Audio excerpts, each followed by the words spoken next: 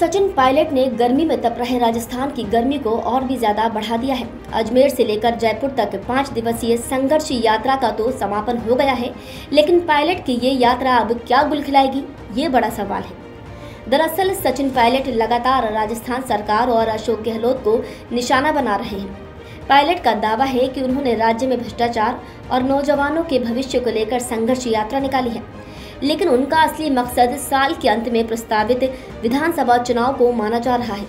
सचिन पायलट की जन संघर्ष यात्रा अजमेर से 11 मई को शुरू हुई थी। 5 दिनी इस यात्रा का समापन जयपुर में हो गया है।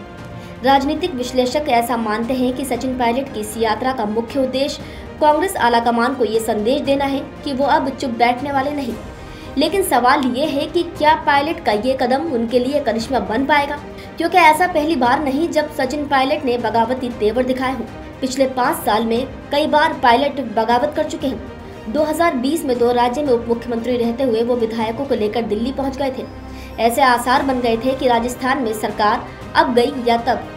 इधर मुख्यमंत्री अशोक गहलोत भी लगातार सचिन पायलट और उनके समर्थकों पर निशाना साधते रहे हैं, जिसे देखते हुए ही शायद सचिन पायलट इस जनसंघर्ष यात्रा के जरिए गहलोत को अपनी ताकत दिखाना चाहते थे, या यूं कहे कि वो खुद भी अपनी ही ताकत को टटोलना चाहते थे।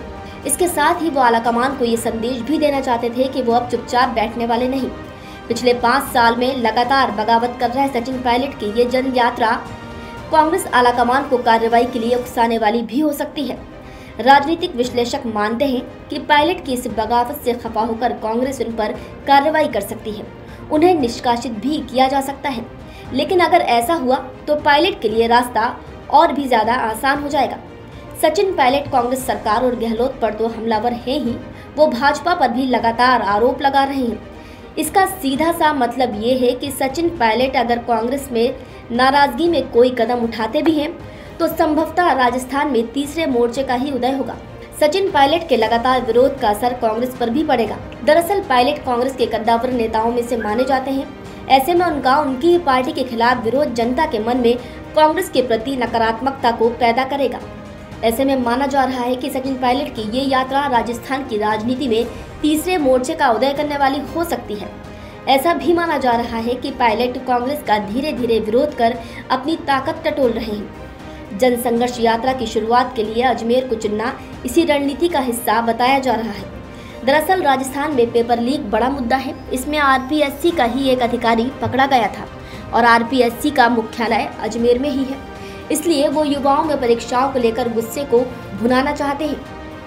सचिन पायलट युवाओं के बीच खासे लोकप्रिय हैं, इसीलिए भ्रष्टाचार और पेपर लीक जैसे मुद्दों के साथ वो युवा वोटर्स पर ही टारगेट कर रहे हैं, ताकि इनकी बदौलत वो राजस्थान की जनता को प्रभावित कर सके।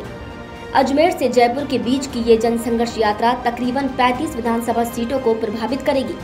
खास बात यह है कि इन सीटों पर गुर्जर वोटरों का प्रभाव अच्छा खासा माना जाता है।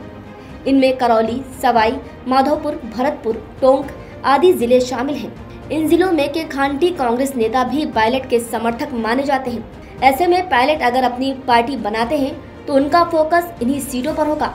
लेकिन अब सचिन पायलट की ये यात्रा खत्म हो चुकी है, मगर इस जनसंघर्ष यात्रा के समापन पर पायलट ने फिर गहलोत सरकार को अल्टीमेटम दे दिया है। उन्होंने मांगे पूरी नहीं होने पर राज्यव्यापी आंदोलन की चेतावनी दे डाली है। ऐसे में कह सकते हैं कि पायलट और गहलोत के बीच की ये जंग इतने आसानी से खत्म होने वाली नहीं है। डेस्क रिपोर्ट, मुंबई महानगर।